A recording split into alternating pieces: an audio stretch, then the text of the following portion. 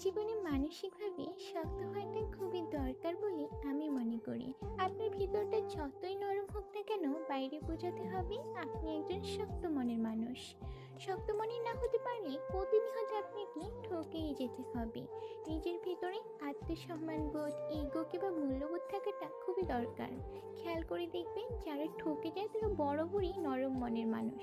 শক্ত মনের মানুষকে কেউ কখনো ঠকাতেই পারে না।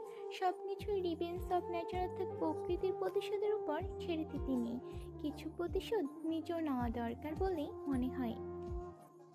যে আপনাকে যতটুকু অবহেলা করবে, কষ্ট দেয়, তাকে সেই পরিমাণ অবহেলা কিংবা কষ্ট ফিরিয়ে দেওয়া উচিত। জীবনে ভালো থাকার জন্য হলেও একটু কঠোর হওয়া দরকার। যে কোনো কিছু সহজে পেয়ে গেলে মানুষ সেটার মূল্য দিতে জানে না। মানুষ হিসেবে আপনি সহজ হতে পারেন, তবে সস্তা কিংবা সহজলভ্য হতে যাবেন না।